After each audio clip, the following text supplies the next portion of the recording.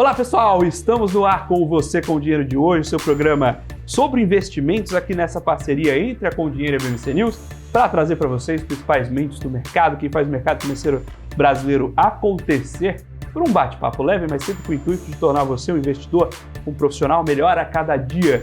Como vocês sabem, a gente bate papo aqui com gestores, participantes de mercado, empreendedores, para trazer esses insights para a sua carteira de investimento, mas também para olhar a evolução do próprio mercado e quais recursos a gente pode compreender de diferentes no mercado financeiro nacional e temas de relevância justamente para esse mercado. E hoje nós vamos falar um pouco de um tema que está bastante relacionado aqui com o nosso dia a dia, inclusive. Nós vamos falar com a Fernanda Malcher, que é sócia da TM Comunicação. Vamos falar um pouquinho sobre esse trabalho entre mercado e mídia. Quem está construindo essas pontes, vamos falar um pouquinho sobre assessoria de imprensa. Fernanda, um prazer recebê-la aqui no Você com o Dinheiro de hoje. Obrigada, Felipe. É um prazer participar. A Fernanda que passa nos nossos corredores com certa frequência, mas ela estava aqui me confessando, como é estar do outro lado, né? Mas vocês são de casa, vocês estão aqui conosco, a gente já se conhece há bastante tempo justamente por causa dessas pontes. Eu espero que você, vou falar aqui no ar o que eu costumo falar para os convidados na pré-gravação. Então a gente está aqui para fazer o programa é seu, a gente está aqui para te fazer sentir confortável. Então eu espero que você goste da experiência. Obrigada. Fernanda, eu queria começar você contando um pouquinho justamente desse pontapé do que é essa assessoria de imprensa. Vocês têm um trabalho bastante focado no mercado financeiro e eu queria compartilhar um pouco com a nossa audiência, para que elas pensem também esse trabalho do que é essa ponte de mídia para o mercado financeiro, da relevância e da importância desse trabalho e quando se atentar para ele. Felipe, eu acho importante você começar a olhar para um trabalho de exposição na mídia principalmente quando você é uma casa focada no varejo, né? Esses players, eles precisam ter contato com a mídia. E aí, via assessoria de imprensa e via redes sociais, que é um assunto que eu acho que a gente pode até falar um pouquinho mais ao longo da entrevista. É importante para que eles saiam do mundinho Faria Lima. A Faria Lima já conhece as casas. Você precisa chegar no B2C. Para chegar no B2C, que seja via um assessor de investimentos, para chegar no cliente final, você precisa ampliar a exposição. E nada melhor do que os canais de comunicação. Eu tenho um case meu que eu acho que pode funcionar para eles entenderem. Tem uns 2 anos, o meu assessor de investimentos falou: Fernanda, dá uma olhada nessas 5 gestoras. Olhei as 5 gestoras, eu estou trabalhando para mercado financeiro desde 2005, na época que ainda era muito focado no cliente institucional, não tinha esse foco no varejo. Então eu conheço um pouco. Conheço todas as casas? Claro que não, mas conheço bastante. Das 5, 2 eu nunca tinha ouvido falar. Eu sou um B2C. Entrei na internet, vi o site das gestoras, Itaim Bibi, legal. Dei uma olhada rápida nos produtos, fui direto no Google, nenhuma matéria sobre eles. Redes sociais, nada além de carta mensal. Desisti. Claro que para tomar uma decisão de investir junto a essas gestoras, milhões de outros fatores são importantes.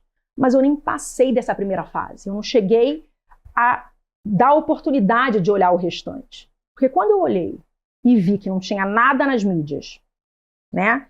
E outra, eu entrei em contato com 2 jornalistas que eu conheço, que cobrem mercado financeiro há muito tempo, de veículos relevantes, e elas não conheciam. Nunca tinham ouvido falar. Aí eu falei, gente, eu não vou botar meu dinheiro em 2 casas, posso ter feito a maior besteira do mundo, venha me arrepender, mas naquele momento eu fiquei com um receio.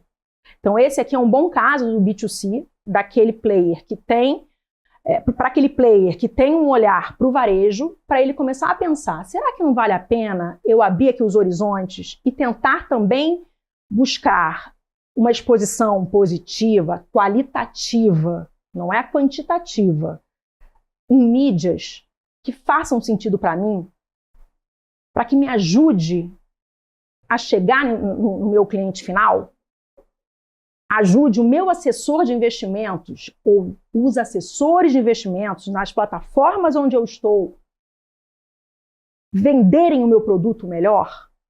Então, assim, eu acho que aqui mostra um pouco. Eu tive essa situação e, coincidentemente, uma amiga minha, que é RH de um grande banco de investimentos, passou pelo mesmo cenário. Eu estou falando de duas profissionais que navegam nesse universo e tiveram essa dúvida. Então, é para as gestoras e casas de análise menos, né? Porque eles fazem um trabalho mais aí quantitativo. Mas mais gestoras pensarem, será que não é o momento de eu ampliar a minha exposição? De eu parar e olhar a importância de me comunicar com o meu público final de uma outra forma, mostrando a minha expertise, que indiretamente isso vai refletir, né, no meu produto, da forma como ele vai enxergar o meu produto, a minha capacidade, o que eu consigo entregar, o que a minha equipe consegue entregar. Então, assim, eu acho que quando você é uma empresa que busca o varejo, hoje em dia é fundamental estar na mídia. Você tem que ter essa exposição. Um mote que a gente trouxe, inclusive, para construir o programa do jeito que ele é hoje, foi dar um pouco, levar a cabeça do gestor para o investidor. Então, a gente sempre tentou trazer aqui, especialmente, que era um pouco do contrário do que a gente geralmente via.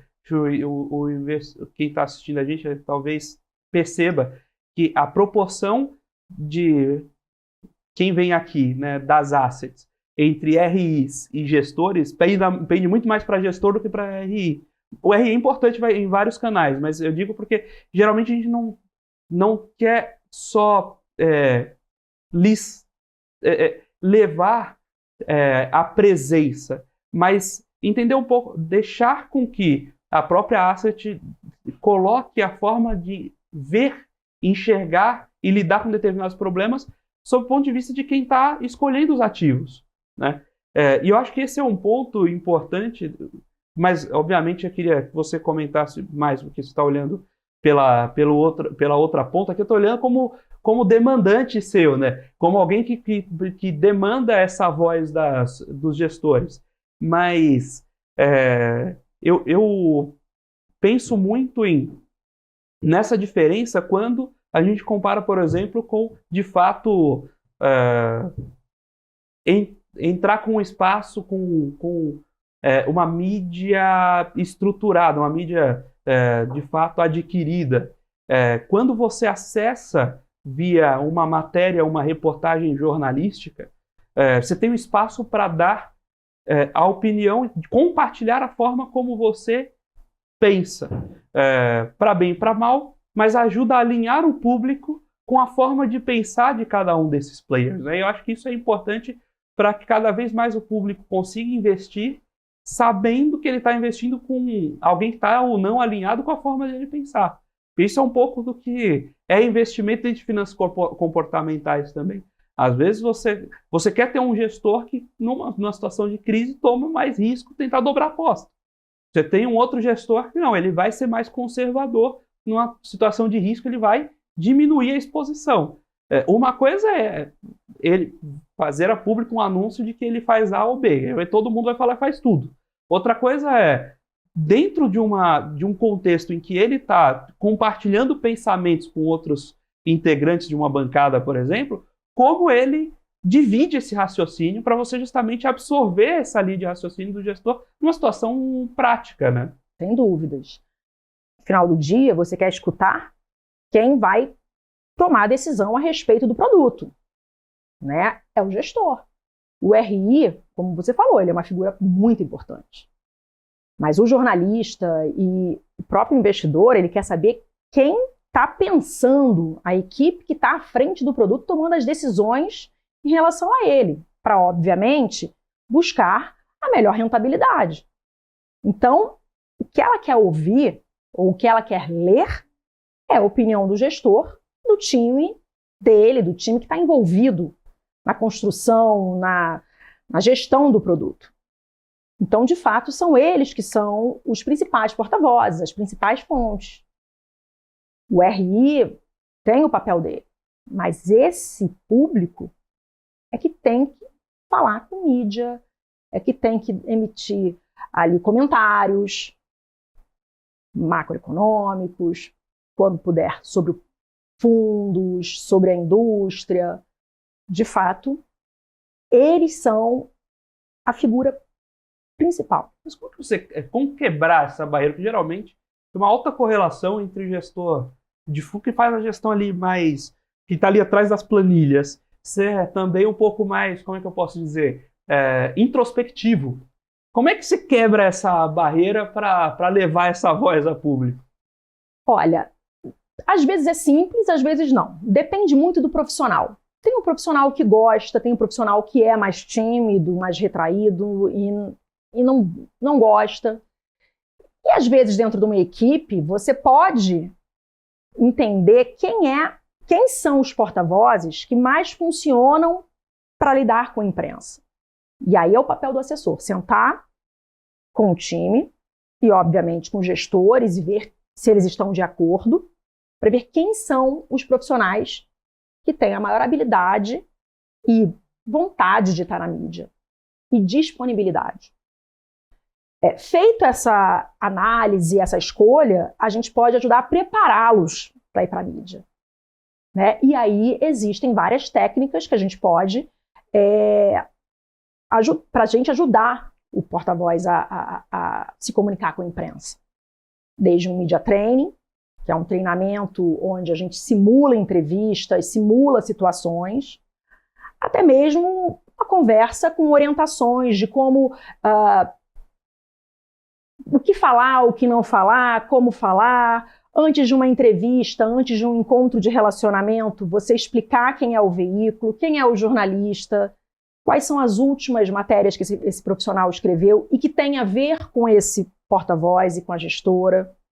Óbvio que uma boa agência de comunicação, ela faz uma curadoria para entender quem são os veículos e os jornalistas que fazem sentido estarem com essa gestora, com essa plataforma, casa de análise, aí vai depender do cliente. É importante fazer esse exercício. Antes de você sentar na frente da imprensa, você tem que fazer um exercício prévio.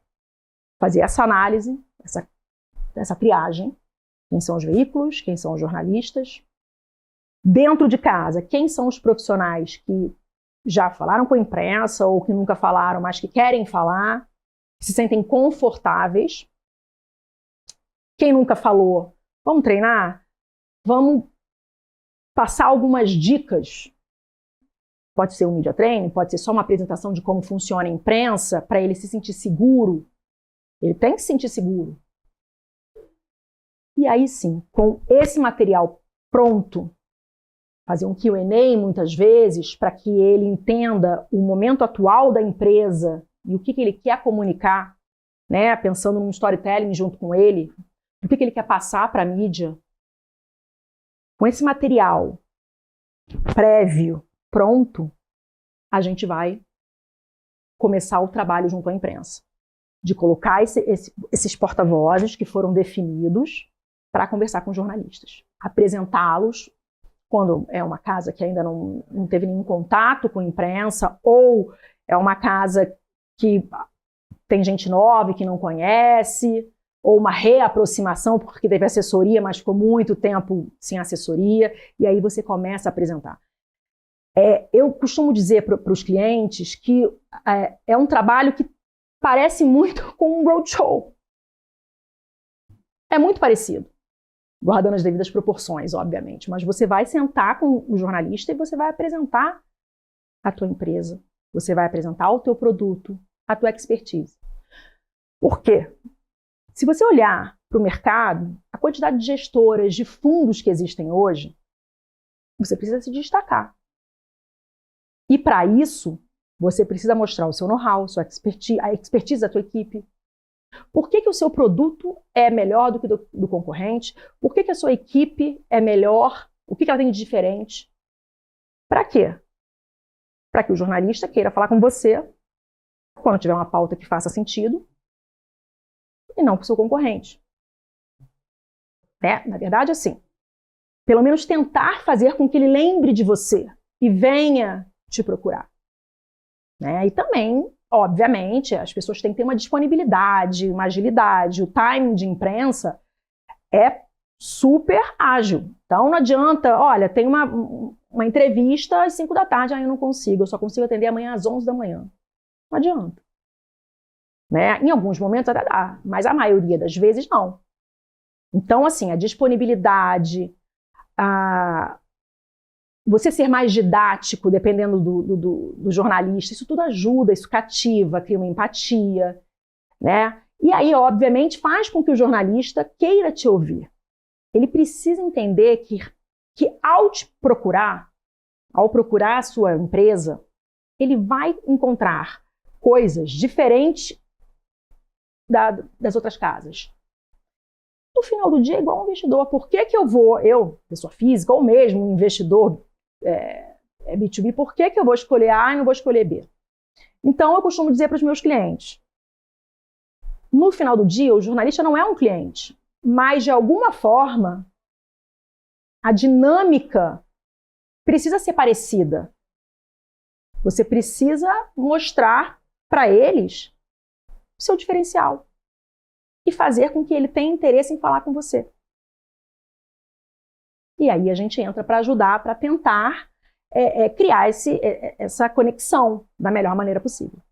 Estamos batendo esse papo com a Fernanda Malcher, sócia da ATM Comunicações, falando um pouquinho sobre a assessoria de imprensa e suas aplicações no mercado financeiro brasileiro. Agora nós vamos para um breve intervalo, daqui a pouquinho a gente está de volta com o segundo bloco do Você com o Dinheiro de hoje.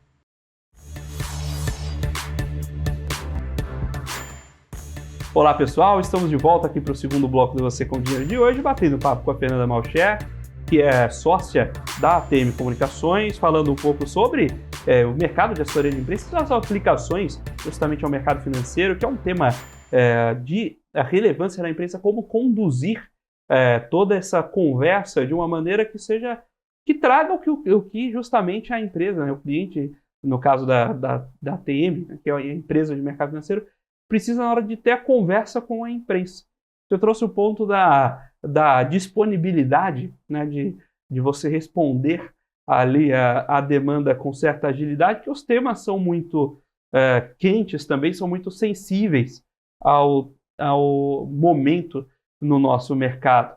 Agora, eu queria trazer aqui uma questão justamente sobre o ponto entre o que é ativo nesse trabalho e o que é receptivo desse trabalho. Porque tem um pedaço da exposição que são, de fato, as conduções de pauta. Então, eu quero levar determinado assunto a ser debatido na imprensa, e vocês fazem esse trabalho de conversar com a imprensa sobre propor determinados assuntos.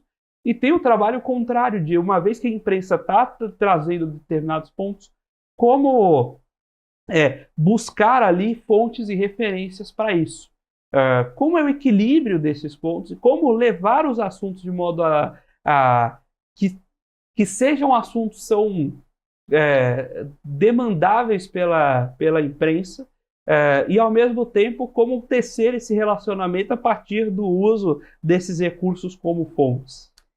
Felipe, uma das coisas que eu falo para os clientes que, assim, a melhor forma de você usar a assessoria de imprensa é quando você consegue ter um equilíbrio entre o que nós, assessores, conseguimos sugerir para a mídia, a partir de coisas que eles sugerem e nós, junto com os clientes, pensamos. E, obviamente, quando o que o jornalista traz para a gente fala com o jornalista, é uma via de mão dupla. E quanto mais rica essa via, maior a chance de o cliente ter uma boa exposição na mídia. Porque, é claro, se a gente consegue pensar em pautas junto com o cliente, uma nova tendência, alguma coisa que ele está observando a partir de demandas dos clientes deles, alguma coisa que eles estão observando, seja lá fora, fazendo um paralelo com o que está acontecendo no Brasil, eles falam para a gente. A gente leu alguma questão, levou para eles, eu também estou observando isso. A gente constrói uma pauta e sugere para o jornalista. Claro que ele gosta. Poxa, eles estão observando isso, né? Eles entenderam que tem esse novo olhar sobre um assunto X. E aí, quando ele tem uma outra pauta do lado de cá, ele lembra e fala, poxa, eu vou ouvir aqui porque eu já tive uma boa experiência anterior. Então, quando a gente tem uma via de mão dupla, o trabalho funciona muito melhor. Para isso, e a gente sempre fala para os clientes, é importante você enxergar a assessoria como um investimento. Então, a gente costuma ter reuniões mensais com os clientes ou tentar ter reuniões mensais com os clientes. Fora o dia a dia, que tem troca de WhatsApp com as interfaces. Para quê? Para a gente sentar e tentar pensar em pautas, em assuntos que possam ser interessantes para a imprensa. Né? Então, uma vez por mês, a gente senta, olha para trás, o que aconteceu, o que tem para frente. Claro que diariamente a gente se fala, porque não dá para esperar um mês para falar sobre o assunto. Mas a partir daqui, a gente sai com uma massa de informações que a gente vai construir pautas para sugerir para os jornalistas e a gente vai saber se esse assunto funciona para A, esse assunto funciona para B. E os jornalistas, obviamente, ficam satisfeitos com os assuntos, que às vezes podem gerar uma pauta, ou podem ser uma primeira ideia de pauta que vai alimentar uma outra, né? Vai crescer, mas já é um início de uma ideia de pauta. Então, assim, te respondendo, quanto mais a gente consegue ter uma via de mão dupla dos dois lados, melhor o trabalho. Porque não adianta também aquela assessoria que espera só o cliente dar ideias, porque eles não têm tempo, eles fazem milhões de coisas. Então é importante que o assessor também estimule, corra atrás, né, do cliente, lendo o que saiu na mídia, o que está acontecendo nesse momento, vendo o que interessa para ele, fazendo esse exercício, aqui eu estou falando dentro de casa, e levando isso para a imprensa. E, obviamente, no nosso caso, por nós sermos uma agência focada em mercado, os jornalistas de finanças, de investimentos, conhecem a agência, conhecem os profissionais, sabem que, ligando para a gente entende de produto financeiro, tem boas fontes. Então, eles também buscam as melhores fontes, porta-vozes, para as pautas que eles têm. Eles sabem que aqui também eles conseguem uma parceria, né? Conseguem uma ajuda para a construção da pauta deles em determinados momentos. Então, acho que assim, é importante ter um trabalho a quatro mãos aqui, para que esse lado também se fortaleça. E no final, é uma via de mão dupla. Tem um outro ponto, que é justamente a comunicação e posicionamento. Né? Porque quando a gente tem você tem a sua estratégia de comunicação integrada de marketing, você vai lá e monta seu branding, monta suas peças publicitárias. É full ativo. Você determina o seu próprio plano de mídia. Então, espera-se que saia, que todo posicionamento saia em relação a um posicionamento de marca que você pré-estabeleceu. Quando você abre a porta, por exemplo, para um representante da companhia, para um porta-voz dar uma entrevista, ele pode conduzir entrevista eventualmente pode usar alinhado. Como organizar, orquestrar isso para garantir que as coisas se reforcem e não que você tenha ali um posicionamento que é diferente da empresa, depois você tem que corrigir, aí depois tem que ligar lá para o Fernando e falar, não, mas a gente precisa fazer aqui a gestão dessa fala que não saiu legal, de potencializar de fato com as outras linhas que você já pensa sobre a comunicação na companhia. Felipe, você lembra que no início eu comentei que a gente faz um trabalho prévio de preparação, né, de escolha dos veículos, de um planejamento, para ver quem são os profissionais que falam pela casa. A gente prepara Q&A Isso aqui é um trabalho prévio quando a gente começa a trabalhar para o cliente. Mas esse trabalho, ele não para. Ele tem que ser atualizado constantemente, exatamente para não acontecer isso. Porque é óbvio, as empresas mudam o tempo todo. Os números mudam.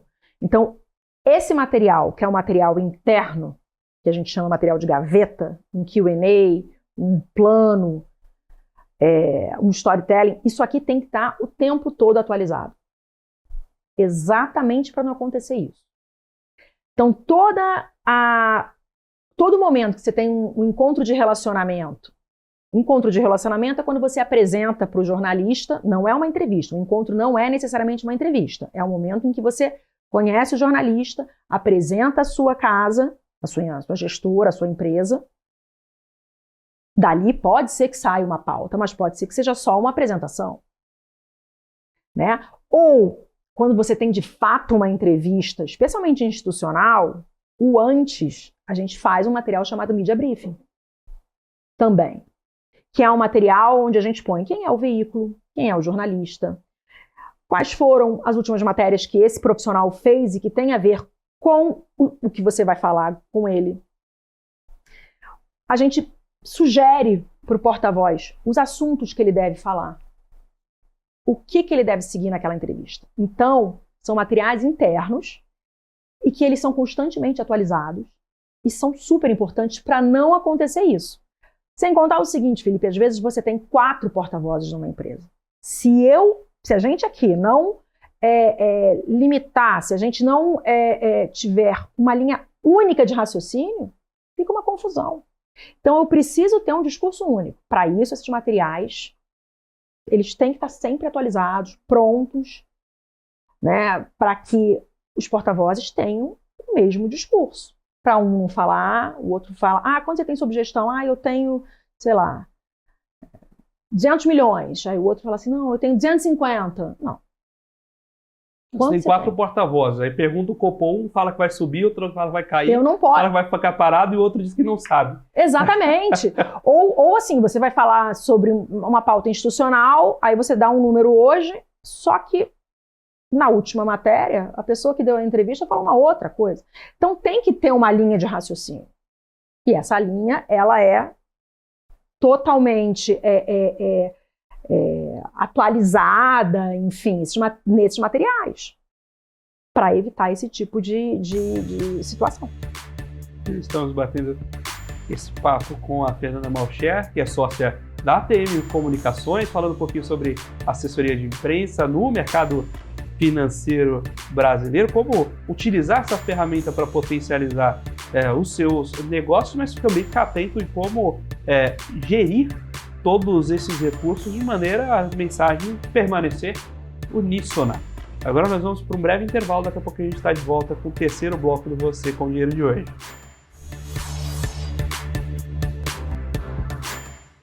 Olá pessoal, estamos de volta aqui para o terceiro bloco do Você com Dinheiro de hoje, batendo papo com a Fernanda Malcher, que é sócia da ATM Comunicações, falando um pouquinho sobre justamente assessoria de imprensa aqui para o mercado financeiro. Estou conhecendo um pouco também do que é o bastidor da criação do programa, que a gente justamente traz essas pontes, né, essas assessorias de imprensa, elas forjam, ajudam a gente a construir aqui o que chega até vocês. E aí vou até aproveitar aqui para quebrar ali uma polêmica.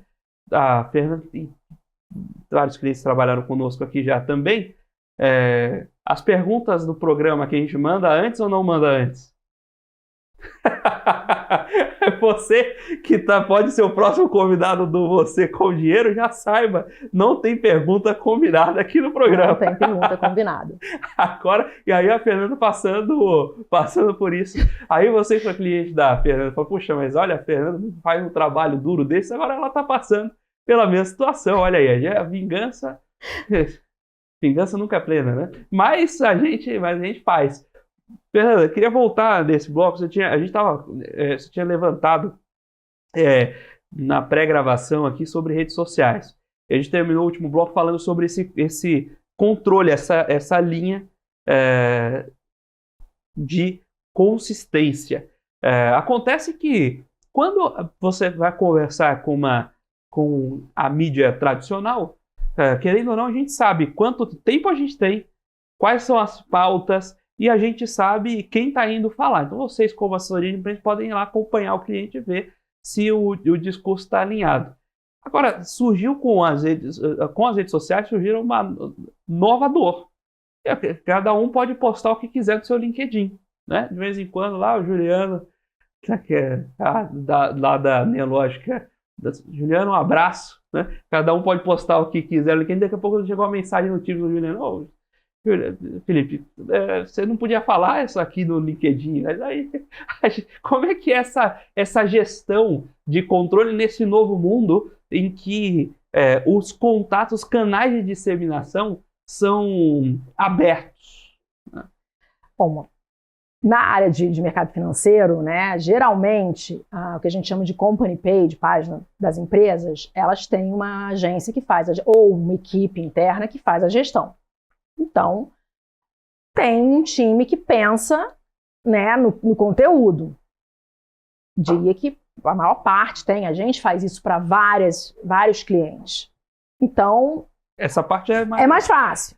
Quando a gente fala da parte da pessoa física, é um pouquinho mais delicado, né? Eu diria que, assim, no Instagram, com exceção de quem já é influenciador e aí tem milhões de seguidores, tem uma dinâmica.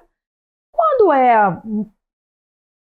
enfim, os outros são fechados, então não tem, né, não está disponível. Mas quando você vai para o LinkedIn, já é público, não tem aquela coisa de você ser fechado. Todo mundo consegue te ver. E isso é uma coisa que tem crescido muito para a gente, que é a gestão da página de executivos. Porque ali, inclusive no LinkedIn, você está se expondo de uma forma completamente diferente do Instagram. De novo, eu estou falando de pessoas que não são influenciadores, tá? Influenciador no Instagram é outra história. Mas um executivo, às vezes um CEO de uma empresa, não necessariamente ele quer se expor no Instagram, mas vai ter que se expor no LinkedIn. E aí a gente ajuda. Por quê? Muitas vezes esse executivo não tem tempo, ele não tem paciência, mas ele tem que se comunicar, e se comunicar bem. Porque ali é uma rede profissional. Não é como no Instagram, que é uma rede mais pessoa física, né? E a gente ajuda, faz um trabalho a 4 mãos. Ele sempre tem que estar com a gente, porque eu tenho que ter o tom de voz dele, tem que ser algo que tem a ver com ele, com a empresa, com a trajetória desse profissional. Então a gente sempre tem reuniões, eles aprovam os materiais. E LinkedIn de executivo é algo que tem crescido muito, muito. E é, de fato, um trabalho mais aprofundado do que a company page. Porque aquilo, você tem que se diferenciar no meio de milhões de outros executivos e CEOs e diretores de empresa. Se você for raso, vazio, ninguém tem interesse em ler o teu artigo, o teu post. Então, tem que ser um material mais detalhado, aprofundado. E aí, por isso que muitos executivos não têm tempo, não têm disponibilidade e recorrem a agências para ajudarem. Agora, é um trabalho a 4 mãos, de novo, para ter um bom resultado, porque tem que ter a cara da pessoa, não adianta. Fica claro quando é aquela página que ele nem vê. Isso não existe. A forma como ele fala, a forma como... Então, é um trabalho que tem crescido, é importante. Muitas vezes, o alcance de um post, de um executivo, é muito maior do que o alcance da company page. Então, de fato, não é um trabalho simples, mas é um trabalho importante e que vem crescendo. E aí eu estou falando aqui de novo, para diretores, CEOs, não estou falando de influenciadores, porque aí realmente é uma outra história, conduzido por eles, aí é uma outra questão. Um outro ponto da comunicação com a empresa é justamente a gestão de determinadas crises. Mercado financeiro, por exemplo, você teve um fenômeno, Americanas. Tem ali um problema de pagamento. naturalmente, por uma questão de construção dos fatos, vai aparecer, olha, a gestora tal tinha debêntures, e lá na Condira, como a gente trabalha muito com os dados, eventualmente a gente está no meio disso. Espero que os clientes não fiquem chateados, não é por mal para ninguém, mas aí a gente divulga os dados para a imprensa. Aí você tem esse tipo de pauta passivamente negativa.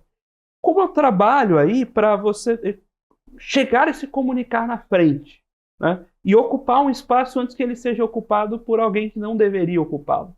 Eu teve uma conversa com o Sami Dana, que é professor da GV, a gente estava lá na USP, e aí ele teve uma vocalização muito ativa na imprensa. Na época, muito antes de existir esse programa, então talvez isso que ele me falou tenha ficado na minha cabeça e tenha sido um dos motivos de ter também essas conversas aqui no programa. Ele falava o seguinte, olha, o pessoal me critica muito por ir lá ficar falando na imprensa. Só que, eventualmente, de tempo supostamente eu não sei tão bem. Mas, se eu não ocupo esse espaço, alguém vai ocupar. E se essa pessoa que ocupar falar abobrinha, isso também foi culpa minha de não ter ocupado aquele espaço. Quando a gente tem esses pontos de crise, muitas vezes a empresa não se posicionando, ela dá espaço para que terceiros se envolvam e deem a voz que não é a que eles gostariam, deem o tom que não é o que eles gostariam. Como é que é essa parte de gestão de crise também, dentre esses temas de mercado financeiro que muito naturalmente criam opiniões e paixões para além de quem estava lá de fato analisando os dados? O trabalho de imprensa não é só para alegria e felicidade, de expor ali a expertise do meu time. Quando você conhece um jornalista, é exatamente para ele entender quem é a sua empresa. Por quê? Claro, para a parte boa, mas numa eventual crise, não é muito mais fácil você sentar na frente de uma pessoa que já te conhece, que já sabe quem você é, para você conversar e passar os seus argumentos? Então, esse trabalho de imprensa que começa anteriormente, ele já te ajuda numa eventual crise. Eu já tive clientes que começaram a trabalhar no momento de crise. Nunca tiveram assessoria, só contrataram no momento de crise. E aí é muito mais difícil. Porque você começa a ter que se justificar, se explicar muito mais, se apresentar. Se você já é conhecido, já criou pelo menos, já sabe quem é a trajetória, para você conversar com o jornalista, é até mais simples, porque ele vai pelo menos te ouvir, sabendo de tudo que vocês já falaram antes. Isso vai resolver o problema? Não necessariamente. Claro que não, porque dependendo do que aconteceu, não tem jeito. Mas ele vai te receber de uma forma muito melhor. Então, esse trabalho prévio é importante. Daqui para frente, da crise. Sim, é importante numa eventual crise você se antecipar. No caso de mercado financeiro, aí sempre junto com o RI, e aí eu estou falando da agência de comunicação, né? Jurídico, porque a gente sabe que no mercado financeiro tem uma série de normas CVM, enfim, que a gente tem que respeitar. Não adianta ir na mídia se eu não cumprir essas exigências, porque eu posso prejudicar ainda mais o trabalho. Então tem que ser um trabalho que vai envolver outros players. A agência vai sentar, sei lá, num comitê de crise junto com essas outras figuras, para a gente pensar junto estratégia do que falar. Às vezes atrasa um pouco, Felipe, porque não é porque a agência quer ou o cliente quer, mas é porque existe todo um contexto, inclusive regulatório. Eu não posso atender aqui se eu não estou falando com o regulador. Se eu fizer isso, eu vou criar um problema muito maior para a empresa. Então, a gente precisa ter um comitê de crise, envolver todas as figuras importantes na empresa para essa crise, para pensar na melhor resposta, obviamente, se possível, no tempo mais rápido, mas sempre pensando que a mídia é muito importante, mas que eu tenho outras instituições em cima que precisa. Eu não posso falar com a mídia antes de soltar um fato relevante. E isso às vezes atrasa, infelizmente. E aí, talvez um concorrente acabe falando alguma coisa e aí a empresa fica naquilo, mas e aí? Faz o quê? Eu vou falar com a mídia e vou deixar a compliance, né? Governança. Então, assim, não é simples. Não é simples, mas tem como resolver. O importante é você criar um comitê de crise com jurídico, compliance, RI, os próprios gestores e a comunicação para a gente pensar juntos em todas as comunicações. Para a autarquia, para a mídia, para redes sociais. Para a mídia que eu digo imprensa. Para redes sociais. Tem que estar todo mundo alinhado. E nos prazos, respeitando, obviamente, a hierarquia. A autarquia, as autarquias, sei lá, Banco Central, CVM. Então, assim, não é simples, mas tem soluções. Sumir não é o caso. Aquela coisa assim, procurado. Não, isso não dá, né? Mas, às vezes, tem um certo delay por conta disso. Não é por uma má vontade, mas porque você tem que realmente tem os trâmites burocráticos que você tem que seguir para não prejudicar. Mas sempre tentando fazer com que seja mais ágil possível. Nem que você faça uma nota, um meio de nota, uma nota que vá sendo atualizada, para pelo menos o jornalista também saber que você está aqui trabalhando, que você não ignorou, que você não está fugindo, mas que existem critérios que, para a companhia, são importantes por questões regulatórias. Mas você não pode deixar eles aqui sem informação. Tem que avisar, olha, eu só vou poder falar isso depois que eu soltar o fato relevante e depois do fechamento do mercado. Então, não é tão simples, mas tem como resolver, claro. Estamos batendo papo com a Fernanda Malcher, que é sócia da TM Comunicações, falando um pouco sobre assessoria de imprensa, como atuar tanto ativamente e positivamente, quanto também na gestão de crises, de divulgação de informações ao mercado, sem deixar de lado naturalmente as questões regulatórias. Agora a gente vai para um breve intervalo, daqui a pouquinho está de volta com o quarto e último bloco do Você com Dinheiro de hoje. Olá pessoal, estamos de volta aqui para o quarto e último bloco do Você com Dinheiro de hoje, batendo papo com a Fernanda Malcher, sócia da TM Comunicações, falando sobre assessoria de imprensa para o mercado financeiro. Eu queria voltar a esse último bloco, trazer aí justamente um pouco da história, né? De onde vocês vieram, né? De onde veio a ideia de ter esse tipo de produto voltado para esse mercado. Sei um pouco da sua trajetória profissional pré-TM também, mas eu queria que você compartilhasse aqui com nossa audiência um pouquinho da história que culminou aí na TM Comunicações. Bom, eu trabalho para mercado financeiro desde 2005. Quando eu comecei, os clientes eram basicamente clientes focados nos clientes institucionais. Por volta de 2011, 12, 13, eles começaram a entrar no varejo. E ali, de fato, as oportunidades para a área de comunicação, elas começaram a surgir. E aí, em 13, eu abri a TM com o intuito de ser uma agência boutique focada em mercado financeiro. Daí a ideia de TM, de tailor-made, feito sob medida, né, de boutique. E começamos com assessoria de imprensa. Hoje a gente tem a área de conteúdo também, onde a gente faz redes sociais, blogs, enfim, tudo que é conteúdo, sites, a gente consegue oferecer para os clientes. A gente tem equipes apartadas, então tem uma equipe que faz só PR, uma equipe que faz só área de conteúdo, redes.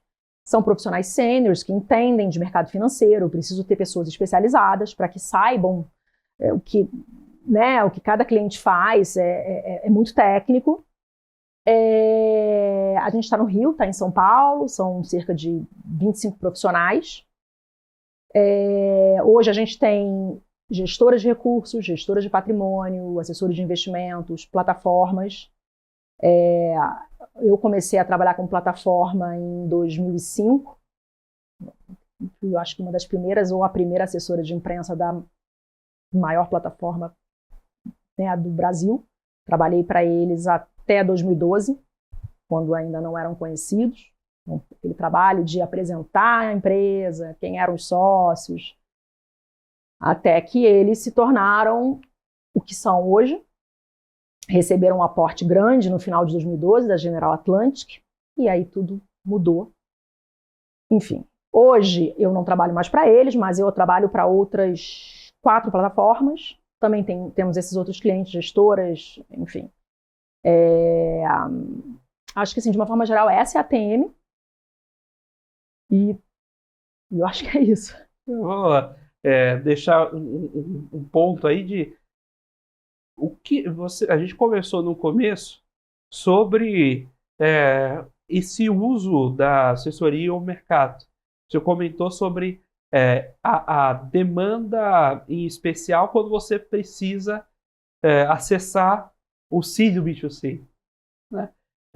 E agora você falou das plataformas. Então, só antes de fechar, antes o pessoal também brinca comigo aqui, mas eu queria aproveitar para pegar esse ponto, essa deixa, de como é a relação com a assessoria, quando o ponto não é o seed B2C, mas é de fato um business B2B, como por exemplo uma plataforma. Você precisa orquestrar esses players e como usar a assessoria nesse ponto.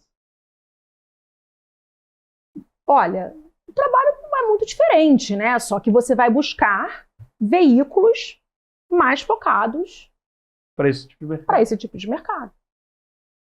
Né? As pautas são próximas e você vai buscar para cada área dentro da plataforma, das plataformas, o que vai falar com cada editoria ali, ou cada... Né, às vezes dentro de um veículo você tem profissionais que são mais para o varejo, falam um pouquinho mais com o público institucional, aí vai depender do assunto.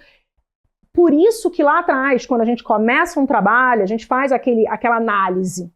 Quem é o cliente, quais são os veículos e quais são os jornalistas que fazem sentido para ele.